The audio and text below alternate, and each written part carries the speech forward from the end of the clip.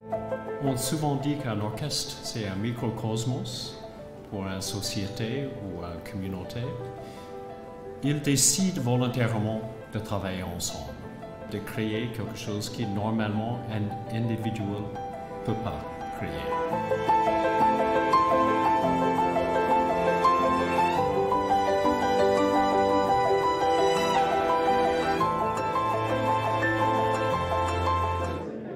C'est maintenant le temps de rencontrer les récipiendaires pour le prix Opus pour le rayonnement à l'étranger qui a été remis à l'Orchestre symphonique de Montréal pour sa grande tournée européenne 2019. D'ailleurs, CINAR remet aux lauréats 1 000 $ ainsi qu'une inscription à la 19e édition de la Biennale CINAR 2020. Et j'ai avec moi Marianne Perron et Austin Howell. Je dois dire, c'est bien dit. Alors d'abord, félicitations pour ce prix-là. Merci beaucoup. Mais en même temps, félicitations surtout pour cette grande tournée. Quel moment extraordinaire pour l'orchestre, cette grande tournée européenne. Bien, c'était un moment formidable. Je regardais le petit vidéo juste avant de commencer, puis je ressentais toute l'émotion, toute la fierté, le bonheur de partager ce moment avec, bien évidemment, avec les publics, mais surtout avec nos musiciens. Ouais. Je dirais que de partager, de faire une tournée avec nos musiciens, c'est toujours un moment fort dans la vie d'un orchestre. Ouais. Et puis, même si c'est pas notre première tournée, chaque tournée est un moment important et unique. Bien, c'est un moment idéal pour souder Oui. les liens dans l'orchestre, forcément, parce que quand on est dans nos affaires à Montréal, bien sûr qu'il y a un contact extraordinaire, mais là, de partir et d'être un peu des conquérants, hein, d'aller dans toutes ces salles-là. Donc, ça s'est bien passé, cette tournée.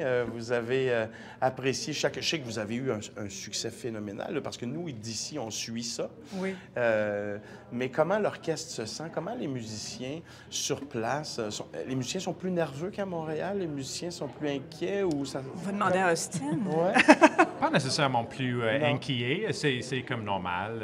Ça sonne comme la même chose qu'on fait normalement, mais quand on est enregistré avec les caméras, les broadcasts sur le Medici, par exemple, on a fait plusieurs comme ça, c'est un peu plus inquiet. On est plus... On ne veut pas faire des erreurs quand même à ce moment-là. Oui. on sent comme ça, oui. C'est extraordinaire. Mais je pense qu'on veut tous se représenter Montréal. On est très fiers de partir à l'étranger pour représenter notre communauté. Alors, je crois que tout le monde veut donner ce qu'il a de mieux. Ça, c'est certain. Et surtout dans la période que l'OSM traverse présentement, donc dans une transition qui s'en vient, avec une fierté immense qu'on a de Maestro Nagano, qui a fait 16 années fabuleuses à Montréal.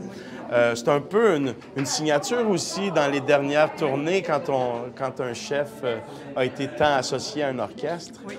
Ouais. Oui, c'est sûr que ça aura fait, ça fera 16 ans en août prochain. Ouais. Et cette tournée-là était spéciale. On en a fait une autre par la suite, donc en Amérique du Sud. Oui. Donc, c'est une année qui est très riche au niveau international et qui nous permet aussi, à travers ces concerts-là, qu'on fait ici, mais également à l'étranger, je pense de cristalliser toute cette relation, tout l'apport de Maestro Nagano, toute cette contribution, puis cette belle relation qu'il a à la fois avec les musiciens et puis avec le avec lieu, Montréal avec également, Montréal. Parce que c'est un contact extraordinaire qui s'est passé, une histoire d'amour qui s'est passée entre Maestro Nagano, l'OSM et les gens de Montréal aussi. Oui. En tout cas, merci beaucoup et surtout félicitations. Merci à Marianne Perron et Austin Howell. Merci beaucoup. Merci beaucoup. Au retour, je vous présente les lauréats de l'Opus Directrice artistique de l'année.